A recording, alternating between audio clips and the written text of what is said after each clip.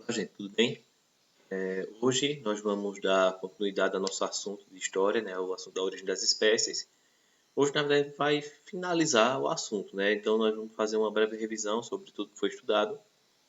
Então, hoje é aquela aula para você não seguir o livro, tá certo? O que é que você vai fazer nessa aula de hoje? Você vai pegar o seu caderno de história e, durante a explicação, eu vou sugerir algumas atividades para você. Você vai pegar essas atividades, né? Vai dar uma pausinha no vídeo, vai transcrever essas atividades, né? Vai copiar aí no seu caderno e vai responder. Depois, né, lá no finalzinho, a gente vai dar para vocês uma instrução de como é que vocês vão proceder com essa atividade, tá certo? Então, pega um caderno, pega uma caneta, um lápis. Quando surgir a atividade na tela, você dá uma pausinha, copia a pergunta e depois, em seguida, tenta responder, tá certo? Depois a gente vai fazendo as devidas correções, tá bom assim? Então, vamos dar início à aula, tá bom? Vejam só, o assunto, né, nós iniciamos esse assunto a respeito da origem das espécies. Nós trabalhamos a questão da evolução humana, a questão do surgimento de todas as espécies. E, assim, vocês perceberam que não é um assunto complicado, na verdade, ele é um assunto até simples, mas que exige, né, que nós prestemos alguma atenção para nós podermos comparar as teorias a respeito da origem de todas as espécies. Então, na verdade, há um contraponto, né, entre a teoria da criação, ou seja, o criacionismo, e a teoria da evolução, ou as teorias da evolução, né, o evolucionismo.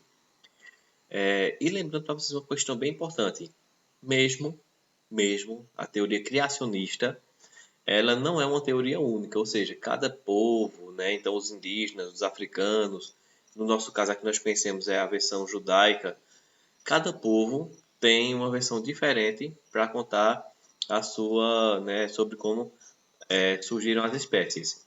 Então, nessa nossa primeira parte do resumo, pegar aqui a canetinha, ó, são muitas as versões, muito importantes aqui, sobre o surgimento do ser humano. Tá lá uma questão na prova. Existe apenas uma versão da teoria criacionista a respeito da criação do ser humano, né, das espécies, né, do universo. Não, vão existir várias versões, tá certo? Aqui, por exemplo, na imagem, nós temos a representação de Deus, né, a versão judaico-cristã, e nós temos aqui, esse aqui é o orixá Odudua, né, um dos orixás responsáveis, de acordo com a crença, né, que o, os praticantes das religiões afro possuem, né, tem um dos orixás responsáveis pela criação do mundo, tá certo? Então depois vocês até podem pesquisar a lenda de Odudua, tá certo? Continuando, talvez alguém de sua turma tenha mencionado que todos os seres vivos existentes na Terra foram criados por Deus. Essa forma de explicar a origem da vida é conhecida como criacionismo, tá certo? Então, quando a gente fala que todas as espécies, né, tudo que existe, inclusive a Terra, foi criada por Deus, então nós estamos nos baseando em uma teoria criacionista, tá certo? O criacionismo parte da ideia de que um ser supremo criou o universo. Lembrem, eu falei para vocês, que são muitas, o que, gente, ó? Muitas versões, tá certo? Sempre vocês têm que levar isso aí em consideração, sempre tem que lembrar disso aí. Os indígenas têm a versão deles, ah, os povos nórdicos, não é? Tem a versão deles também, os povos lá da África, os australianos, né? Então, cada, cada grupo, né? Cada grupo de pessoas, cada etnia, cada raça tem a sua forma de explicar a origem do ser humano, tá certo? Na cultura judaico-cristã, que é a que nós né, seguimos, não é isso? Na cultura judaico-cristã, a narrativa criacionista está na Bíblia. Então, principalmente, né, de maneira mais precisa, no livro de Gênesis. Se você pegar os primeiros capítulos do livro de Gênesis, está lá a criação, que trata do surgimento do homem. No entanto, não há uma única, aqui mais uma vez, ó, explicando esse ponto que nós vimos aqui em cima, ó. Não há uma única teoria criacionista. A crença em uma entidade divina superior que teria criado tudo o que existe faz parte da cultura de muitos povos. Então, observa que, vez ou outra, tá certo? Eu vou destacar agora uma cor diferente, para a gente saber relacionar o texto, ó. Faz parte da cultura de muitos povos, não há uma única teoria criacionista, são muitas versões, e as imagens dizem por si só, né? Nós temos aqui o Dudu e temos aqui a representação de Deus, tá bom? Vamos seguindo. Essa imagem aqui é uma imagem muito conhecida, tá certo? Uma imagem de Michelangelo. Ele pintou essa imagem no teto da Capela Sistina, lá em Roma. E no período chamado de Renascimento. Esse período vocês vão estudar ele no 7º ano. Mas deixando um pouquinho o Renascimento de lado, vamos aqui dar uma analisada nessa imagem, tá certo? O título dessa imagem é A Criação de Adão, tá ok? Então, os artistas do Renascimento, eles vão se inspirar na cultura greco-romana, né? Ou seja, nos antigos gregos e romanos. Isso vão ser coisas que vocês vão aprender um pouquinho mais à frente, para criar as suas imagens. Então, observem bem, tá certo? Essa imagem aí, que nós vamos fazer agora algumas atividades baseadas nessa imagem. Só para a gente entender, né, direitinho. Então, nós temos aqui a representação de Deus. Opa, o meu D ficou parecendo um P. Deixa eu apagar ele aqui para nós fazermos direitinho. Acho que agora vai ficar mais bonito. Vamos lá? Então, nós temos aqui Deus sendo representado, tá certo? Nessa parte da imagem, tá certo? E nós temos aqui Adão também sendo representado. Ah, mas a história que eu conhecia não era dessa forma, tá certo? Como falei para vocês, existem várias versões e além disso aqui é uma representação artística, né? Então, está aqui Deus, está aqui Adão. Vamos lá, vamos agora dar uma avançada aqui para nós fazermos, né? Vocês vão fazer algumas atividades baseadas nessa imagem aqui, né? Nessa pintura de Michelangelo, tá bom? Então, pega aí o caderno de vocês e copie essa primeira questão aqui, tá certo? Eu vou explicar ela detalhe a detalhe para vocês. A obra A Criação de Adão apresenta uma concepção religiosa sobre a origem da humanidade. Quais elementos nos permitem fazer essa afirmação? Ou seja, vamos entender agora. O que é que tem nessa imagem? Preste bem atenção. O que é que tem nessa imagem que nos faz acreditar que ela apresenta uma concepção religiosa, ou seja, ela está baseada em ensinamentos da religião, ou seja, ela está baseada na teoria criacionista. Então, o que é que tem nessa imagem que me faz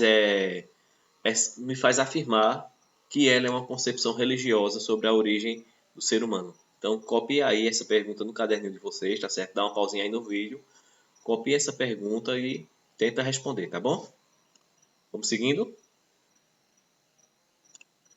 Uma segunda, né, essa segunda questão também baseada lá na imagem A Criação de Adão, né, de Michelangelo. Analise a obra de Michelangelo descrevendo como Deus, o homem e o momento da criação foram representados. Então, o que é que você vai preencher aqui nessas opções, aqui nesses espaços? Como é que Deus foi representado no quadro A Criação de Adão de Michelangelo? Como é que o homem ele foi representado nesse quadro e de que forma o momento da criação está sendo representado, ou seja, qual é o momento da imagem que me faz acreditar que ali foi o momento principal da criação, tá certo? Então, observa direitinho a imagem. Eu vou voltar aqui mais uma vez para ela, tá certo? A imagem é essa, tá certo?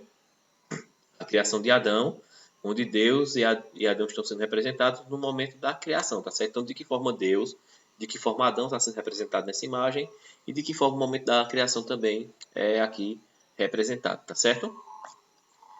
Vamos seguindo? Pessoal, a teoria que contrapõe o criacionismo é o evolucionismo, tá certo? Então, o que é que essa teoria afirma? Né? Que a Terra e os seres vivos passaram por transformações no decorrer do tempo. Não foi criado tudo da forma que está, segundo a teoria criacionista, mas foi criado, vamos dizer, um modelo primordial e esse modelo foi, né, passando por algumas adaptações, por algumas transformações no decorrer do tempo. Esse tempo, né, vamos só lembrar desse detalhe, equivale a milhares de anos, né? Não é uma coisa que começou hoje, aliás, começou hoje, vai acabar amanhã, começou ontem, acabou hoje, começou semana passada, terminou nessa semana. São milhares e milhares e milhares de anos aí para que esse processo ele ocorra, tá certo? Então, dando continuidade aqui, no século XVIII, muitos cientistas chegaram à conclusão de que a vida no planeta existia havia muito tempo e passaram por modificações que levaram à extinção de inúmeras espécies. Ai, cadê essas espécies que não existem mais? Essas espécies elas foram extintas, né, de acordo com a teoria da evolução, né, de acordo com o evolucionismo. E as que foram se adaptando é que conseguiram permanecer até hoje, né? E acredita-se até que as espécies ainda continuam passando por todo esse processo evolutivo, tá bom? Então vamos seguindo aqui. Dois camaradinhos defendiam essa teoria, tá certo? Então as teorias, né, vamos assim dizer, da evolução ou evolução. Opa. Nismo. Deixa eu dar uma consertadinha aqui no meio, para ficar melhor para vocês visualizarem. Deixa eu agitar aqui. O evolucionismo, tá certo? Ele era defendido por dois camaradas, né? Aliás, era defendido por muita gente, mas esses dois camaradinhas aqui, eles têm destaque, tá bom? O primeiro, Jean-Baptiste Lamarck, o qual nós vamos chamar, para ficar mais fácil de nós nos lembrarmos, apenas de Lamarck, tá certo? Então vamos chamar essa criaturinha aqui apenas de Lamarck. É esse camaradinho aqui, tá certo? O carequinha aqui presente na imagem de vocês. Ele criou uma teoria na qual os seres vivos, eles para se adaptar ao ambiente em que vivem, tá certo? Eles desenvolvem certas características que são herdadas por seus descendentes. Então, para que ele possa se adaptar àquele meio, para que essa espécie ela possa se adaptar ao meio em que ela vive, ela vai ter que criar mecanismos, ela vai ter que desenvolver certas características. Isso lá no livro de vocês foi ilustrado com a ideia das girafas, né, que acreditava-se que no início elas tinham um pescoço menos longo e com o tempo, né, como as plantas, né, como as folhas das árvores foram ficando cada vez mais altas, elas tiveram que ir esticando o pescoço até alcançar essas folhas, né, que serviam de alimento para elas. As girafas seguintes iriam herdar essas características e as que não desenvolviam essas características acabavam sendo extintas. Então, para se adaptar ao ambiente que vivem, elas desenvolveram o que? Certas características que seriam herdadas pelos seus descendentes, né? Ou seja, por aquelas espécies, né? Pelos descendentes dessas espécies que viriam depois, tá certo? Essa lei, ela ficou conhecida por dois nomes.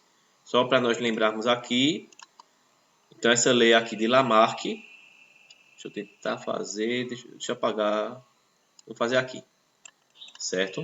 Ela vai ser conhecida por lei do uso e desuso, ou seja, aquela habilidade, aquela função que é desenvolvida, ela permanece, ou seja, ela fica em uso. Aquela que não é desenvolvida, ela vai ficar em desuso, ou seja, ela não vai mais existir, tá certo? Uma segunda lei, também produzida por Lamarck, que aí é a lei que vai fazer com que as espécies seguintes elas passem a ter essas mesmas características, tá certo? Que foram necessárias às espécies anteriores. Deixa eu apagar aqui para escrever para vocês.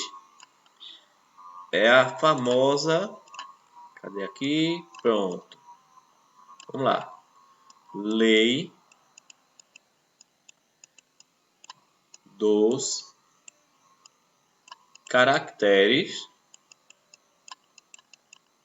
Opa! Tô ficando bom nesse negócio. Adquiridos.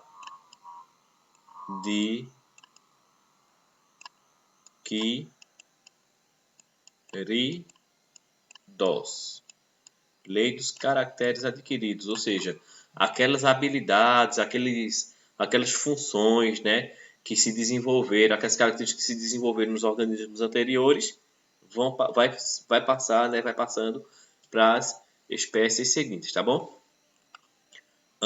Deixando Lamarck um pouquinho de lado, vamos ao segundo camaradinho aqui, né, o inglês Charles Darwin, que nós vamos chamar, para facilitar, Vou pegar uma canetinha de uma cor diferente agora, tá certo? Para não ficar tudo numa cor só e vocês não se confundirem. Vamos pegar azul. Cadê a caneta? Pronto. Nós vamos chamar esse camarada aqui simplesmente de Darwin, tá bom?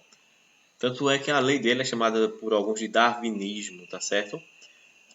Darwin, que é o barbudinho aqui, né? Lamarck é o careca, Darwin é o barbudo, que é careca também, por sinal.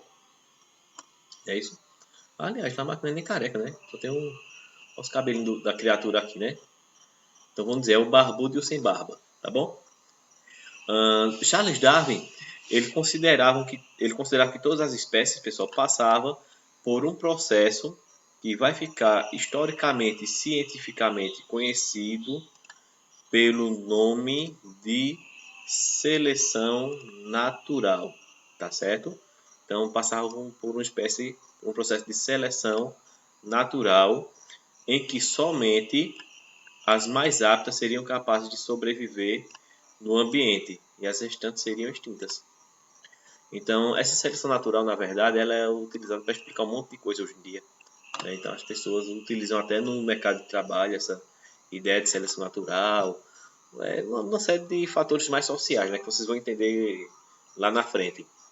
Então, segundo Charles Darwin, a seleção natural ela vai acontecer com todas as espécies e aquelas que são mais capazes, né, aquelas que conseguem se desenvolver ali naquele ambiente, que conseguem facilmente adaptar-se àquele meio, sobrevivem.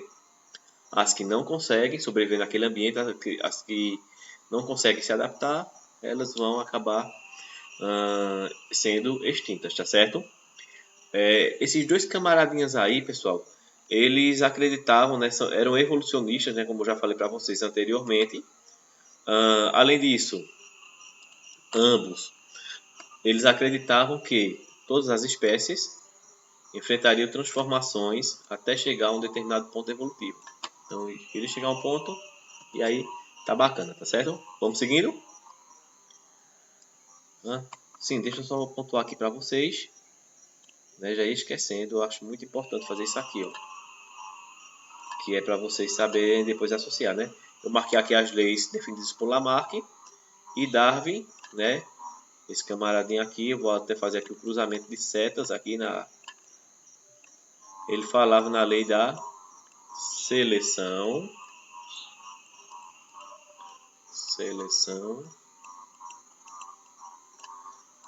natural, ok? Tá legal? Vamos seguindo? Opa, pronto. Tá massa, vamos lá. Entendido, pessoal? Vamos seguir agora então, né? Beleza, vamos lá. Atividade, vamos lá? Muitas teorias sobre o desenvolvimento e a evolução dos seres humanos, vou pegar aqui a canetinha para explicar para vocês a atividade, foram criadas. Desculpa, muitas teorias sobre o desenvolvimento e a evolução dos seres humanos foram criadas, porém, uma das mais aceitas e difundida é a teoria da evolução das espécies, tá certo? Entre aqueles dois camaradinhas ali, pessoal, Charles Darwin e Baptiste Lamarck, a ideia de Charles Darwin ela é a considerada a mais importante, tá certo? Inclusive, é a mais defendida no meio científico, tá certo? Entre os estudiosos da origem do ser humano e principalmente entre os evolucionistas. Quando a gente fala que fulano é evolucionista, a gente está dizendo que ele acredita nas ideias de Charles Darwin, tá bom? Então, dificilmente hoje em dia um evolucionista acredita nas ideias de Lamarck, isso vocês vão compreender depois. Mas aí vem a pergunta, né? Na verdade são 3 perguntas em uma só. E os seres humanos passaram pelo mesmo processo, ou seja, os seres humanos precisaram passar por esse mesmo processo evolutivo, por esse processo de necessidade de adaptação ao meio. O que você pensa sobre isso? Então vocês vão dar a opinião de vocês aqui, tá certo? Então vai lá no caderninho, questãozinha 3, anota aí essa questão e tenta responder, tá bom? Dá uma pausinha aqui no vídeo e depois anota, tenta responder e depois retorna, tá bom? Vamos lá, vamos dar seguimento? Pessoal, o aparecimento da humanidade, né, essa linha aqui evolutiva está bem diferente da que vocês estão habituados a ver, mas ela relaciona, né, as principais espécies que foram surgindo. Só para pontuar, aqui no livro de vocês, na página Cadê aqui? Esse conteúdo ele vai estar entre as páginas 31 e 33, tá certo? Traz algumas das espécies, alguns que inclusive estão aqui nesse infográfico, tá bom? Se quiser, tira um print dessa tela, tá bom? Para você guardar aí. Tenta gravar de alguma forma aqui essa imagem para vocês, tá bom? Então, aqui existe o período em que surgiram as espécies e existe a espécie, né? Então, o Dryopithecus, o Ramapithecus, Australopithecus, Homo habilis, Homo erectus, até chegar no Neanderthalensis e chegar no ser humano atual, que acredita-se, né, o ser humano atual, Homo sapiens sapiens. Ah, professor, lá está o Homo sapiens, lá no meu livro. Homo sapiens, pessoal, o Homo sapiens sapiens, na verdade, é o ser humano atual. Ele é uma evolução, tá certo, do Homo sapiens. A palavra sapiens significa que sabe, homo, homem. Então, Homo sapiens, homem que sabe. Quando a gente fala do Homo sapiens sapiens, a gente está falando aí num termo mais social, vamos assim falar, é aquele homem que sabe, ou seja, aquela pessoa que tem certeza que sabe, né, que detém o conhecimento, que tem a racionalidade, tá certo? Então aqui está o nosso traço evolutivo, tá ok? Vamos seguindo. E aí a gente tem essa atividade para fazer no caderno. Tem um trecho aí de uma notícia da revista Veja. Eu vou ler aqui para vocês, mas aí vocês depois dão uma pausinha e podem reler ela novamente, tá bom? Descoberta do Homo naledi, ou naledi, né? Mostra que é preciso rever toda a evolução humana. Antes de eu ir para a notícia, pessoal, muito importante esse ponto aqui, ó. A ciência, né, a história, de maneira geral, né, ela é uma ciência tão dinâmica. Ela é uma ciência que passa por tantas mutações que, tipo, eu estou dando essa aula para vocês aqui hoje. Amanhã é descoberta alguma coisa nova e tudo que eu estou ensinando para vocês aqui cai por terra. Então, a história não trabalha, tá certo, com verdades absolutas. Não existe em história esse conceito de verdade absoluta. A história ela é uma ciência que trabalha com hipóteses. Então, o que acontece? Uma coisa, não um fato histórico, ele é ensinado como verdade durante séculos, durante muito tempo, e depois, né, principalmente agora com o advento de novas tecnologias que ajudam no estudo do passado, todo esse fato ele vai passar por modificações, então ele vai passar a constituir fatos novos. Então, a descoberta do Homo naledi, né, Homo naledi, mostra que é preciso rever toda a evolução humana. Vamos aqui ler um pedacinho dessa notícia para entender por quê. Uma caverna da África do Sul, conhecida como berço da humanidade, tá certo, gente? Vocês vão conhecer, vocês já viram isso aí, né? Vão ver com mais detalhes depois. Mas a África era conhecida como berço da humanidade também porque acredita-se que foi lá que surgiram as primeiras espécies, tá bom? Revelou que parece ser o maior grupo de vestígios de uma nova espécie do gênero humano. Ali, entre 2013 e 2014, observe, não faz muito tempo, um grupo de cientistas coletou 1.550 ossos de 15 indivíduos que agora foram anunciados como Homo naledi, nosso mais novo ancestral. De acordo com os cientistas, sua interessante mistura de características de homens e macacos traz nova visão para a história da evolução humana. Né? Então, isso aí foi um trecho de uma reportagem da revista Veja, de setembro de 2015. Aqui uma representação do camaradinha, tá certo? O professor, como é que sabe que ele era assim? Não se sabe, né, gente? Aí, o que é que eles fazem?